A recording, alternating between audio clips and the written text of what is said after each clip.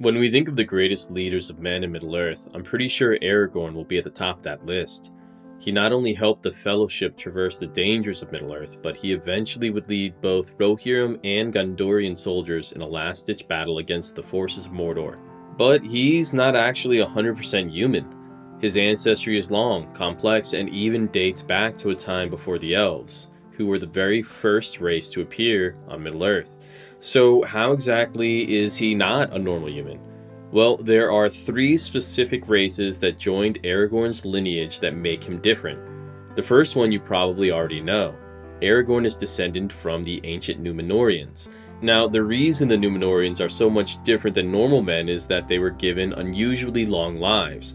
They would live hundreds of years longer than average humans, with 300 being a normal span.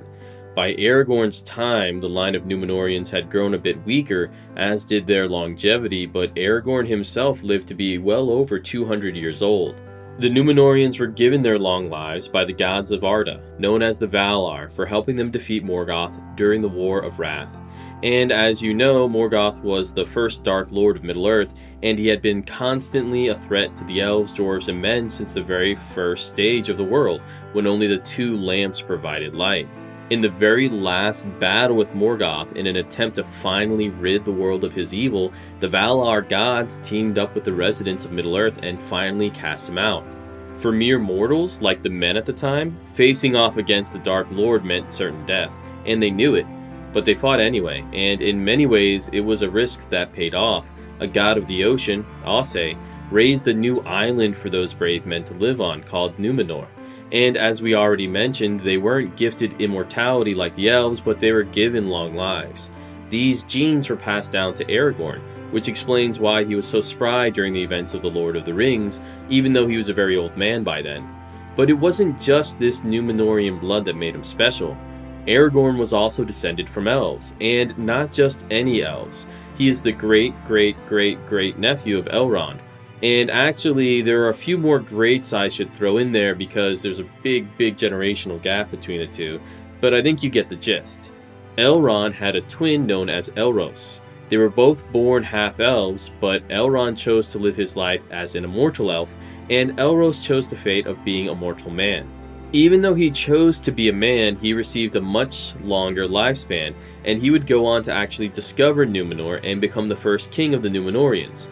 Even though Aragorn is over 60 generations removed from Elros, he still has a fraction of his great-grandfather's elf blood, and it's actually through Elros that Aragorn is mixed with a third type of being.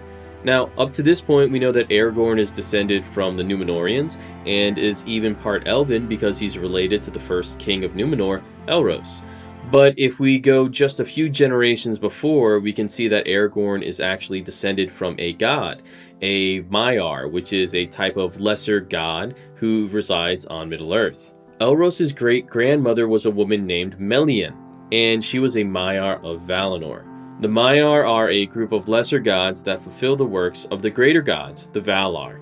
Melian was a particularly special one. She served the great goddess Vanna, who was the sister of the most famous goddess of nature, Yavanna. Like her two superiors, Melian spent her time cultivating plants, animals, and nature around Middle-earth.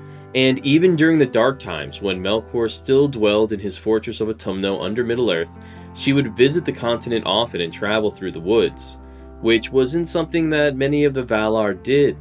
There she met Thingol, who wasn't technically a dark elf, but was as close as you could get.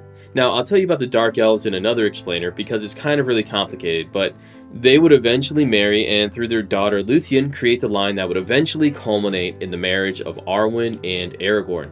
Now, I know what you're thinking. It's the most important question. Does this mean that Aragorn has a ton of powers? Well, we know that Aragorn is a great healer, which he would share in common with Melian's daughter, Luthien, and we also know that Aragorn had the gift of foresight, which meant he could kinda sorta see the future at times. But what gifts he received from Melian and what gifts were from his Númenórean or Elvish heritage are hard to distinguish. Tolkien himself actually commented on this question. He explained that yes, perhaps Aragorn's healing powers are simply from the strength of Melian's spirit in his blood. But more than that, the power of Aragorn seemed to not be his personally, but his entire family line. Tolkien said that because Eru Ilúvatar That's the grand creator of the universe in Tolkien's books, personally saved Lúthien's life, that all of their descendants were blessed in a very special way. Perhaps this meant that Aragorn was indeed fated to defeat Sauron and reunite the kingdoms of Arnor and Gondor. So there you have it. This explains in detail Aragorn's mixed heritage with both his Númenórean, Elven, and God blood.